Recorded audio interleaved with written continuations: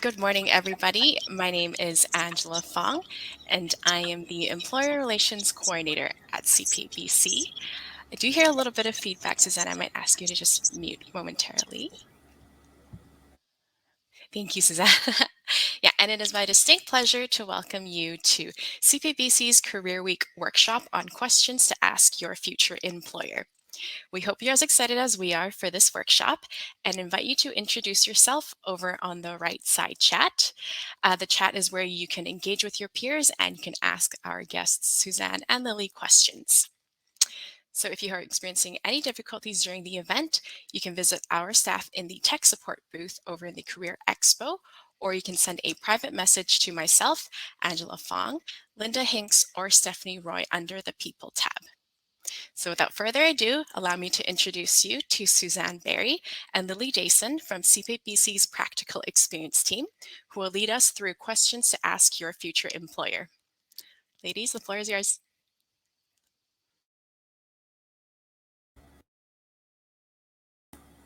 Wonderful. Thank you so much, Angela. And thank you all for coming to join our session today. We are very excited about sharing with you some tips and some tips, mostly tips on questions that you might want to think about as you formulate your path through to completing the practical experience requirements specifically. So I'm going to share my screen and hopefully everything goes smoothly with this. We'll cross our fingers here. Lily will be supporting us in the background with any questions that come up, and we'll certainly be answering those towards the end. Okay, so let's give a try here to sharing my screen. It always takes me a moment or two. Okay, let's give this a shot here. Thanks everyone for your patience. Okay.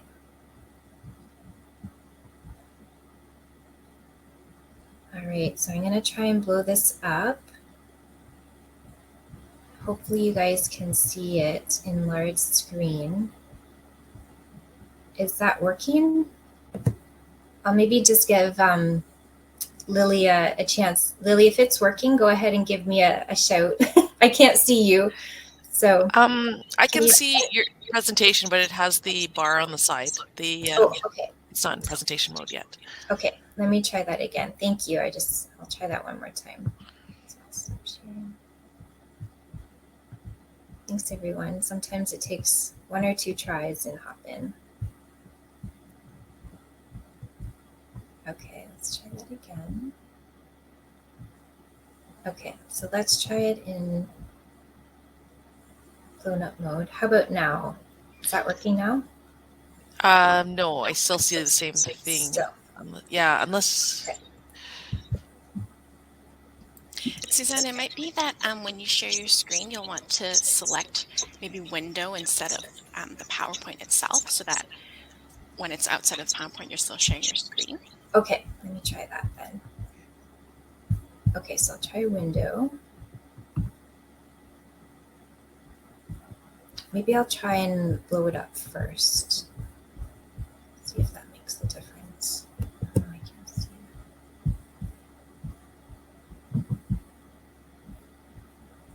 it. Okay, how about now? Any better? I can still see the bar on the side. Why don't you hit start presentation, maybe? Does that... That's what I did, but why don't we why don't we continue? I don't know if it's really going to cooperate. But why don't we try and continue? If everyone can see it, then that's the main thing. Shall we continue as is? I don't know if it'll work to blow it up the whole way. Is that okay? Yeah, we can see the slides. We can proceed. As long as you can see the slides. Okay. So again, thank you all for your patience as we get started here. And again, really this presentation is designed to help give you some tips on questions that you can ask your employer to prepare you for fulfilling the practical experience requirements specifically. So let's get started. Okay, so you've met me, Lily Dason as well. We are both part of the candidate support team, which is a small team that has been developed within the practical experience team to really devote our efforts towards supporting you with the practical experience requirements and completing the designation as a whole. So here's a little overview of what we'll be covering for you today. So we'll be going over an overview of the practical experience requirement just to give you a foundation on this requirement. I know that many of you are learning the basics about the CPA program in general. So we'll keep it nice and broad and brief, but it'll provide us a foundation for our discussion today.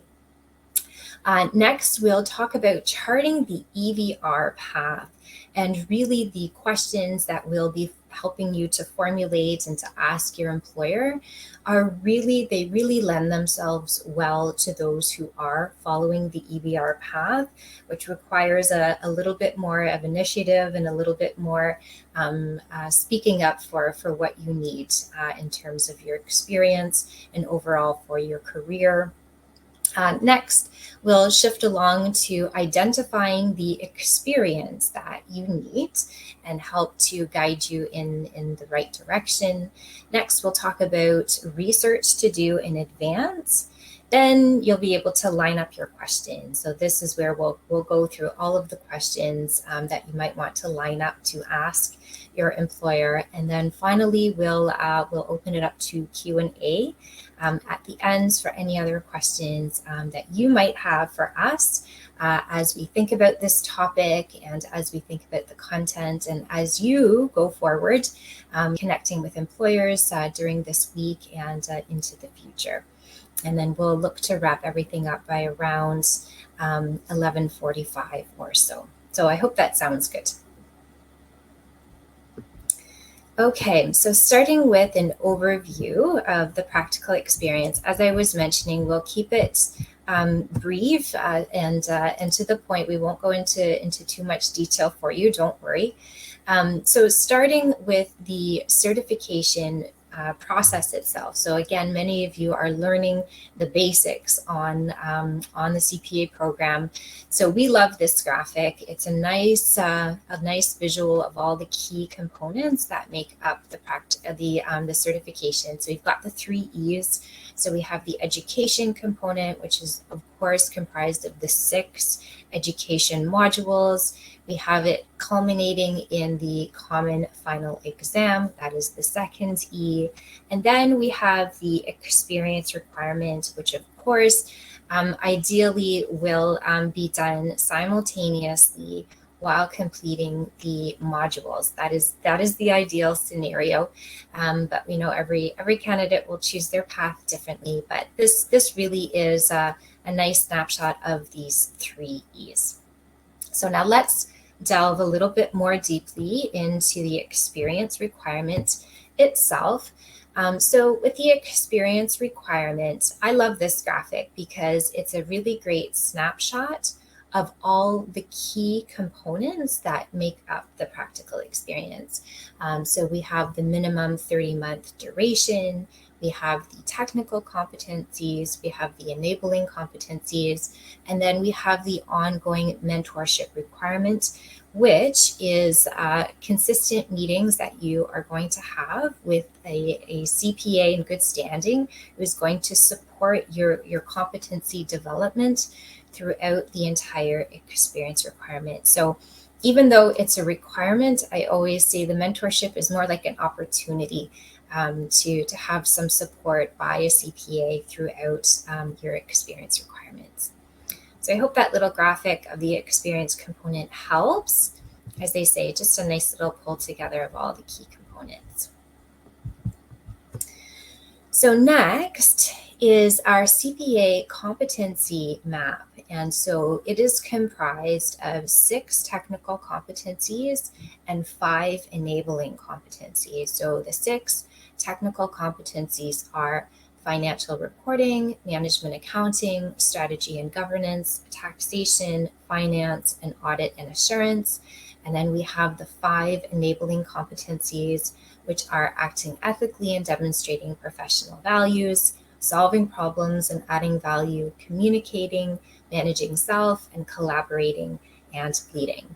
So what's interesting is that this competency map is not only the foundation of our practical experience requirements, but it's also the foundation of the education requirements as well. So we have this consistent foundation.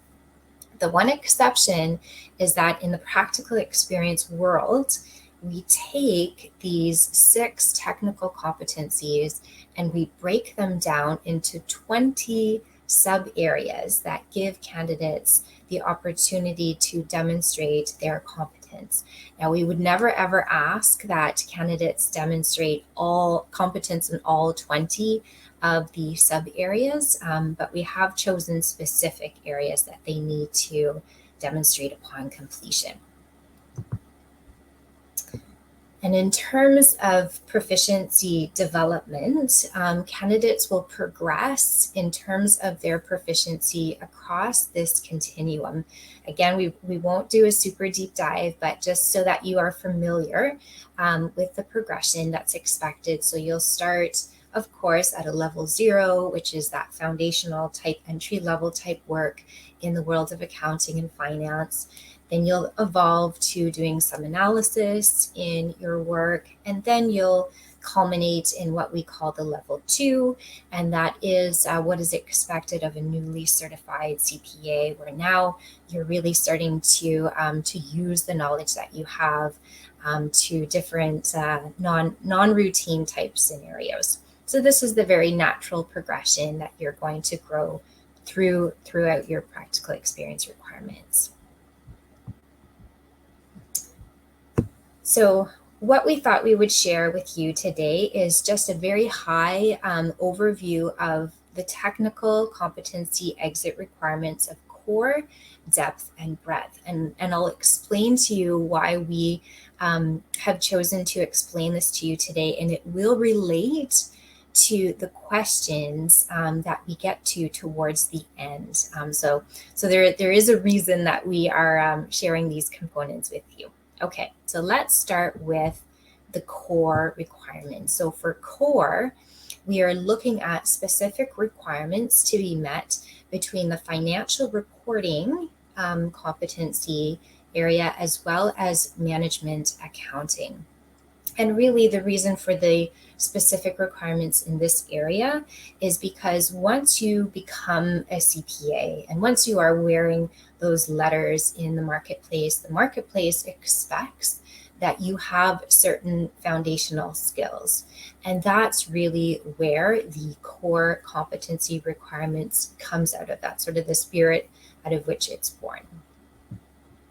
So those are the core requirements. And then the next is the depth requirement. So the depth requirement focuses on one specific competency area. And what you need to have is a specific set of requirements within that one specific area. So it could be anything. It could be any of the competency areas. In this particular example, it's finance, but it certainly could be any one of them. It could be financial reporting. It could be management accounting. It could be anywhere that allows you to develop a little bit more of an expertise in one particular competency focus. Okay. So now rounding up to the final requirement, which is the breadth requirement. And so for breadth, you're looking across 8 competency areas. So breadth, this requirement is geared towards ensuring that you are a nice, well-rounded future CPA with exposure across multiple areas. So stretching across 8 competency areas certainly requires some planning. And that's why I wanted to pinpoint this for today, because it relates to the types of questions that we'll get to towards the end, but it relates to asking some really great questions about this breadth requirement. It's very natural for positions to have a very strong focus. So for example, positions are often, very focused in financial reporting or very focused in management accounting or taxation. That's usually not the nature of the challenge. The nature of the challenge oftentimes is ensuring that you've got exposure to other areas. And that's where some planning comes into play. So I will loop back to this once we dive into the questions a little bit later on. Okay, so onward now to charting the EVR path. And for some of you, this term EVR is a new term, so don't worry, I'm going to explain what it is. So the EVR stands for the Experience Verification Route. So it is one of the reporting paths that candidates have the choice in taking.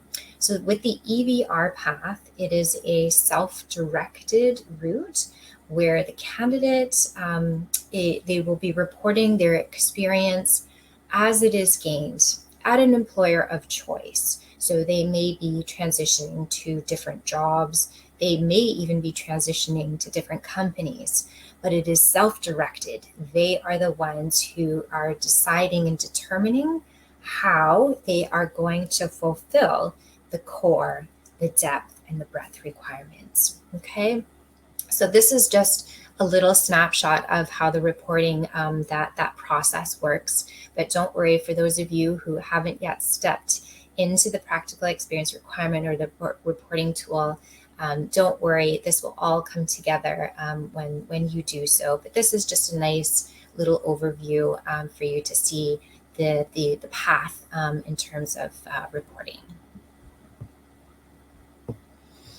Okay, so in terms of charting the EVR path, again, it is a self-directed route. So again, the candidate is the one who is determining how they are going to achieve the exit, core, depth, and breadth requirements. So because of that, when you are following this EVR path, it really requires that you really take the reins in your career and that you find the strength to really advocate for yourself and what you are going to need in order to reach your goals and specifically fulfill the practical experience requirements. But you really are going to have to find the strength to speak up for what you need in terms of fulfilling these requirements. And then ultimately, of course, once you have that information, you're going to do your best to work collaboratively with your employer and with your mentor to help pull everything together to successful completion. Okay, so onward to identifying the experience that you need. And many times this is part of the challenge. You're oftentimes you're up for the challenge, and many times even your employer is up for the challenge and wanting to support you. And then the big question is what experience do you need? And so these next slides hopefully will help clarify this a little bit more. So first, we thought we would start with the common duties in non-qualifying positions. And don't worry, I'm going to explain the reason we've chosen to include this. So quite often when you begin in your career, especially if you're brand new to the field of accounting and finance, you're just getting your grounding. You're just getting your feet wet. You're just stepping into this new world. And so, of course, the tasks and the duties that you have in your repertoire, they're just getting you going. So quite often, if you are stepping into an entry-level position, chances are your job description is primarily comprised of the following. So quite often it's, inputting journal entries, reconciliations such as bank reconciliations, or reconciling, the balance sheet or the income statement accounts, maybe preparing some GST returns, tax installment remittances, and so on. You're running reports, maybe you're gathering some information for the year-end audit. these are very, very customary when you first get going.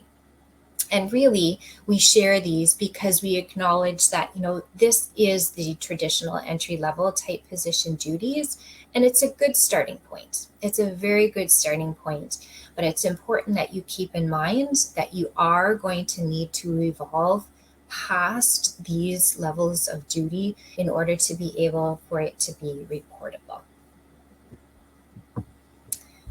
Which then leads us into the next concept, which is common duties and qualifying positions. So this is really the direction that you want to start heading in with your duties, and certainly recognize that this takes time. This will take time. This will take developing that confidence, that familiarity with your duties, so on and so forth. So this is definitely a progression, but this outlines the types of duties that you want to start heading towards. Okay, so analysis of internal processes and providing recommendations for improvements, researching accounting policies for journal entry input or review, analyzing inputs for budgeting and assessing implications of budget or overruns or shortcomings. Maybe it's the preparation of the financial statements and note disclosures. And then finally, in terms of taxes, maybe it's the preparation of corporate and or personal taxation.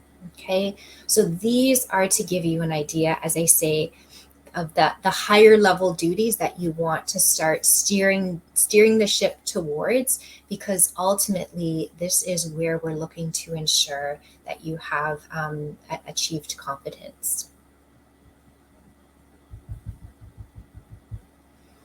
Okay, so on to researching in advance. So I know that all of you are very, very well versed.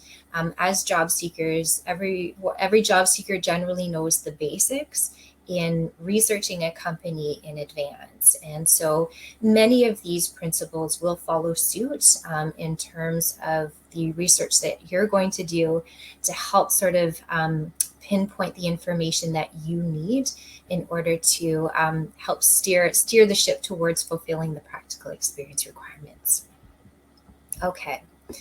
So, of course, doing your research in advance gives you the opportunity to ask knowledgeable questions, right? And it's so impressive to an employer or an organization when you've taken the time, to do some research, to learn more about them. And it's very flattering. It's very flattering when you've really done a deep dive, and they can tell, from the intelligent questions that you're asking. So it really does bode well for you just generally when it comes to your job search.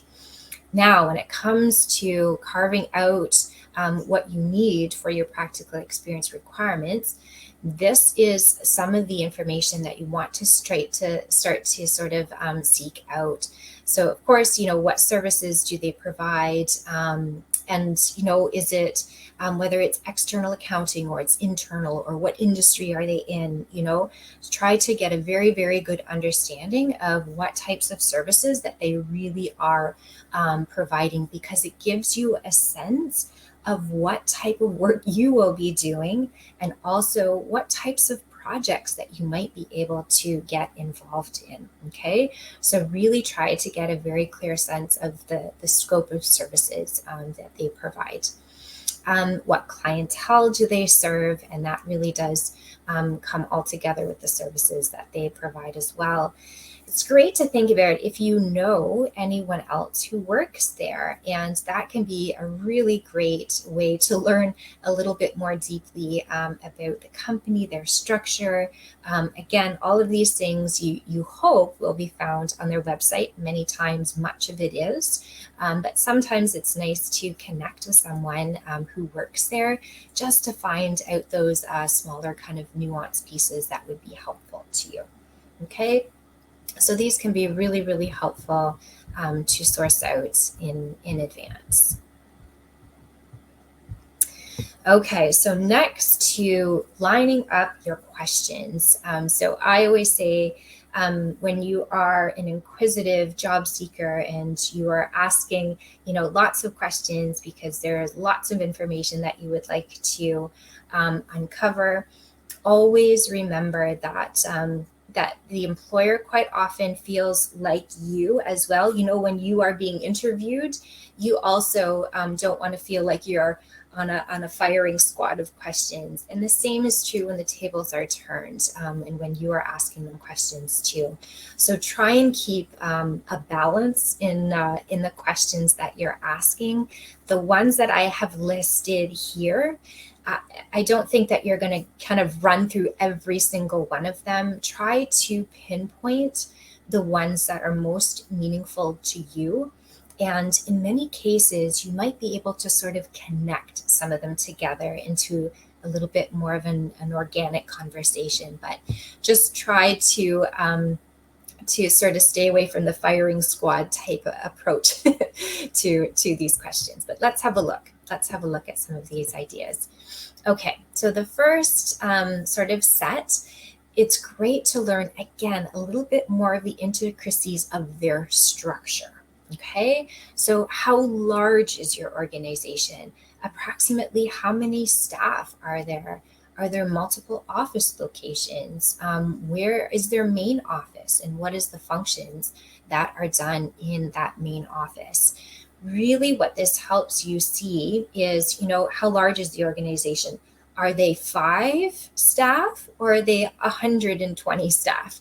That's a very big difference. And for you, really what it comes down to in the practical experience kind of lens is you're looking to sort of scope out what are your prospects for growth.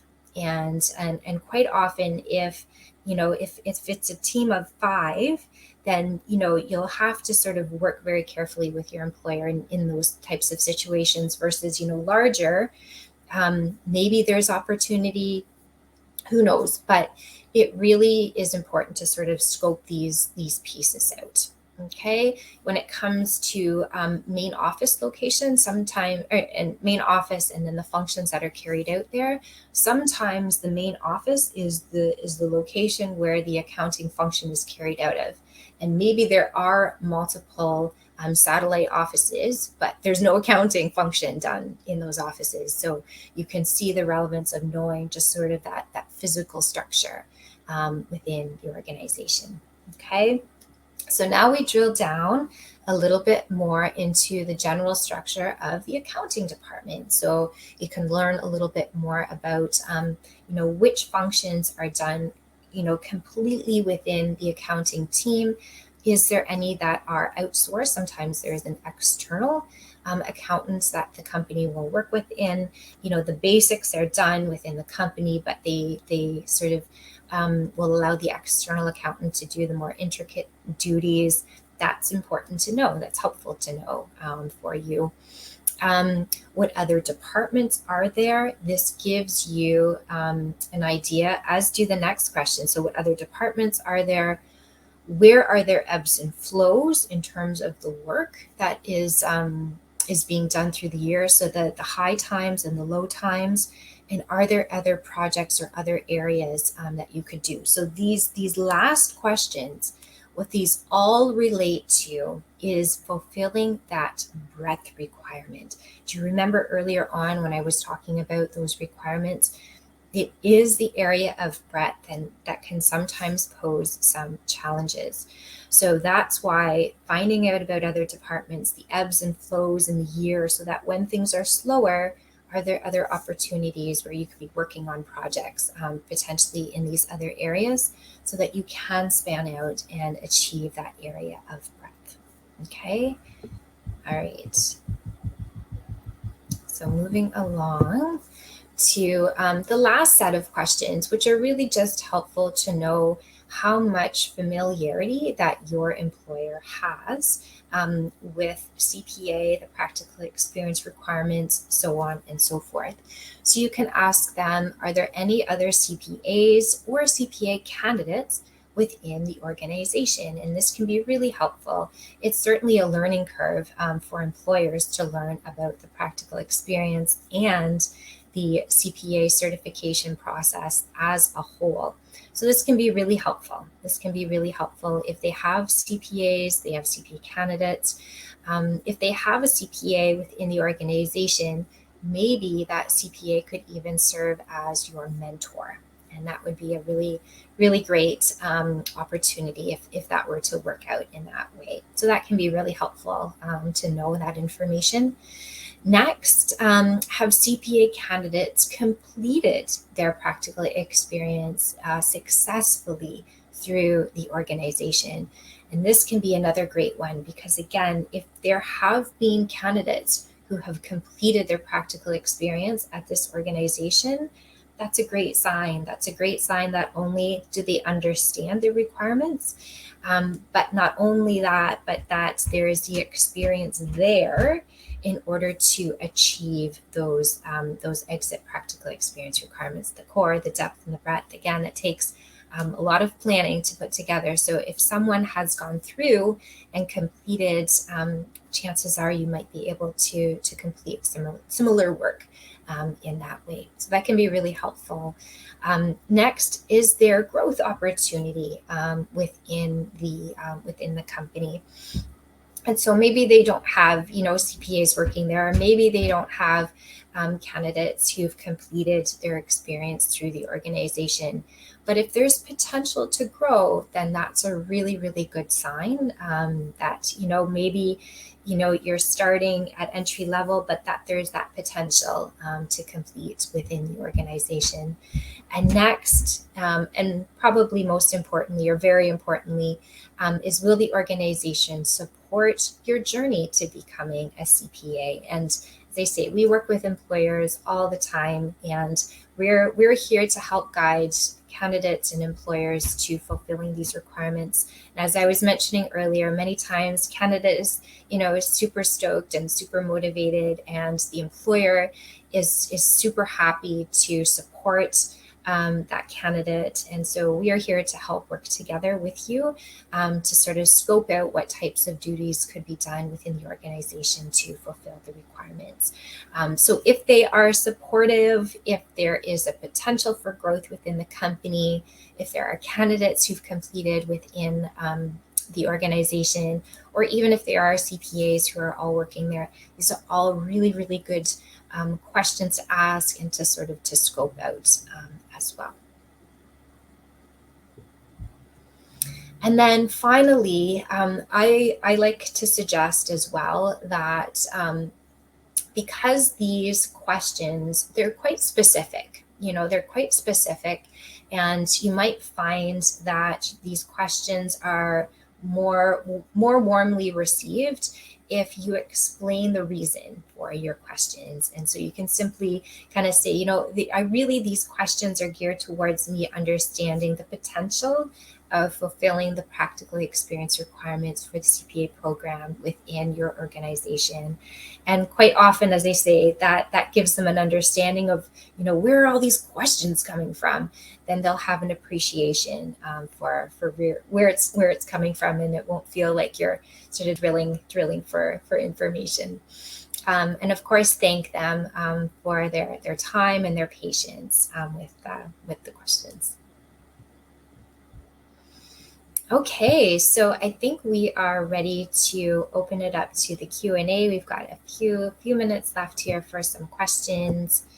So I think I'm going to stop sharing now, and I think we are safe to answer any of your questions through the chat. Thanks everyone for your patience with that screen sharing. Okay, I think we're ready now for any questions that you might have. Some great suggestions, Suzanne. Awesome. I hope so. There aren't too many questions. Maybe I'll give people a couple minutes. Sure. Yeah, we'll give you guys a few minutes. There's one in the Q&A about working as an accountant in BC while waiting for the credential evaluation. Right. Yes. So in these instances, I think it's always just really important to ensure sort of what your parameters are in terms of your eligibility to work within Canada. making sure that's all sort of squared away and where it needs to be. Certainly you can, it doesn't hurt to still do your research, still learn about companies, learn about, what sectors interest you, and really start to know who are the key players in each of the sectors, so on and so forth. So I think it's a good opportunity for you to do your research. And that way, when things are sort of squared away, you've got your credentials assessed, your eligibility to work within Canada is squared away as well.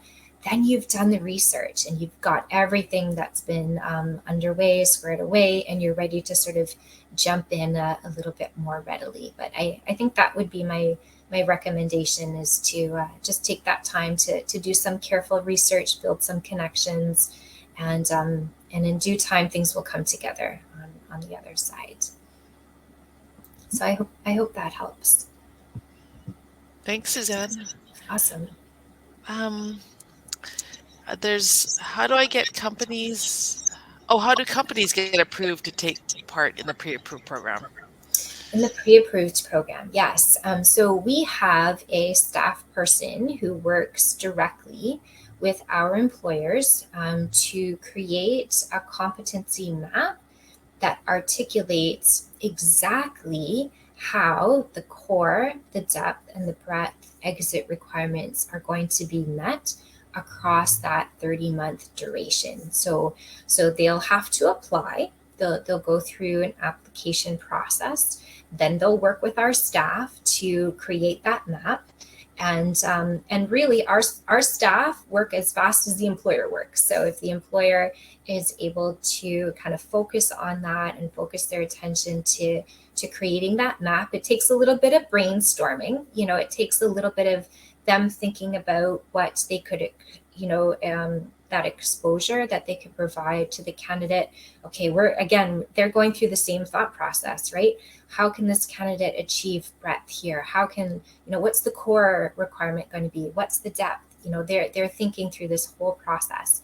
So it's kind of a back and forth with our staff. But once that map is approved, then the employer is up and running. But that's the process. Submit the application and then work together with our staff to create the competency map from there.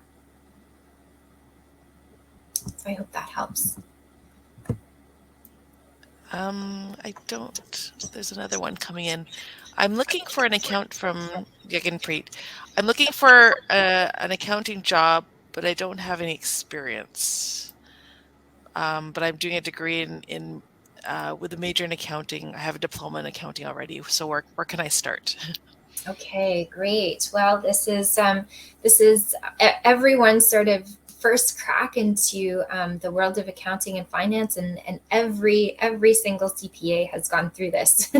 Don't worry. So I think what I would recommend is that certainly when it comes to your resume, in your cover letter, in how you market your skills and abilities, you just want to dial up as much as possible those strengths that you have, and any transferable skills. You've got some great education under your belt, and that's great. So you're going to really want to market that. Some of the projects that you maybe did within your education that helped to solidify your knowledge, so on and so forth. But any strengths from even whether it's academic, any volunteer work that you have done, you really want to sort of pull that all together and show that you have everything that it takes to be able to dive in to that position. But many times you'll find entry-level positions to be it's quite competitive. You'll find that there's a lot of applicants.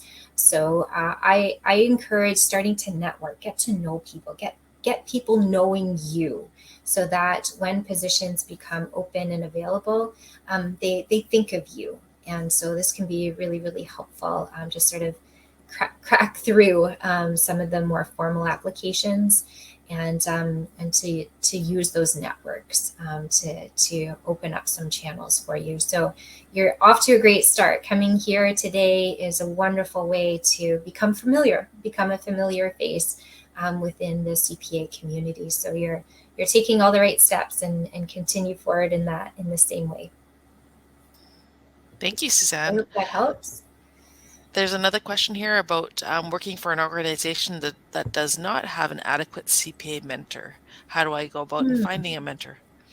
Yeah, no, that's a great question. And as I was mentioning a little earlier, not every organization will have a CPA, and that doesn't mean that you can't work there. I mean, it's great if there's a CPA there, but it doesn't mean that's not a prospective place of employment for you. But if there is no CPA that you could approach to be your mentor within the organization, with the EVR, so the experience verification route, these candidates are able to choose a mentor outside of the organization. So we have networking events that we put on for candidates who are looking for a mentor, mentors looking for candidates. We host these events regularly, and so it gives you that opportunity to network and to meet a prospective mentor that you might want to work with. Once you're in the practical experience reporting tool, we also have a mentor match portal, which is a pool of mentors who are open to taking on mentees. And so you can have a read through their bio, you can have a look at what their career path has been, and if that's a person who you believe that you would enjoy working with, and then you can send them a request through that tool, and fingers crossed, hopefully connect in that way. So we've got a few tools for you to use in order to connect with a mentor. Perfect. Thank Good you. question. Great. There's a question here about the employers at this event. Are they all PPRs? And I don't believe they're all PPRs. There are some, but I don't think they're all PPRs. I can't leave the room, otherwise I will lose everyone. Yeah, I think you're right. I think it's There's a a little bit of mix. a mix. I think it's some are EVR and some are PPR. So you'll have to. That's a good intro question. Break the Yes, ice. yes. Another question here is whether does my past experience in accounting, will that be evaluated towards my actual requirements? That's a great question. So in the experience verification route, we can accept up to a maximum of 12 months towards the full duration of the 30. So that 12 months must be done within a 7-year window of time. So you can go back 7 years, 5 years if it's public accounting, but up to that time frame, so that 12 months, you'll submit it just the exact same way as you would submit regular experience. So we will assess it. We still need to see that there's enough accounting or finance involved in the position that we can grant some credit. At minimum, we're looking to see that there's at least one level 1 sub area that's evident in the work that you're doing. And as long as that's in place, then, as I say, maximum of 12 months. So that means that at least 18 months will need to be done actively while you're on the program. But that's a great start. It's a great start if you've had some prior experience that you're able to throw into that 30 months duration. And does that work also for international experience? Oh, great question. Yes. So we don't distinguish. It doesn't matter where that experience has been done. So whether that's been done internationally, whether that's been done even outside of BC, we've had some candidates, who've lived in Ontario, they lived in Alberta, they lived in another province and gained some experience, and that's just fine. With the international experience that's reported, what we do ask, that's really clear in your reports, is that you include the reporting standards that you were observing when you were working in that position. As long as that's super clear and you give us lots of good detail of what you were doing in that role, then you can certainly submit that for an assessment for sure. It's a great question. And I don't see. I'm trying to answer some of them, and if I guess if we don't get to them all, they can always contact us. Absolutely, absolutely. So we'll put our email address in the chat where you can reach us. And also, we're gearing up. CCPA@bccpa.ca is where you can reach us now. But as of March the 1st, we are going to be changing our email address. So as of March 1st, it will be nice and easy, practical experience at bccpa.ca. Oops.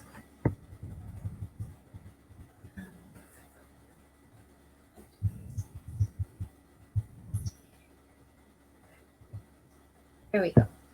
You can reach us there for any further questions after today.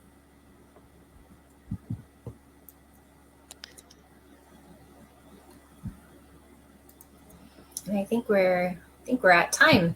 Well, thanks everyone. Appreciate your questions. I hope that information was helpful to you as you move forwards into this event. And all the best. Enjoy your conversations with your employers and have fun. Thank you so much, Suzanne and Lily. I hope you guys were able to learn more about the competency requirements of the CPA program and the right questions to ask your future employer when the Career Expo opens at 4 p.m. today. I did want to share that Suzanne will be conducting career advising and resume reviewing appointments on February 24th on this platform. So if you would like to book a time to meet with her one-on-one, please make sure to visit the Career Expo CPABC booth when it opens at 4 p.m. today. Now we will take a 1-hour break before our next workshop on how to stand out in the job market, presented by Strive Recruitment, opens up at 1 p.m. You'll want to navigate back to the session module to enter the session when that's live at 1 p.m. So we'll see you in about an hour.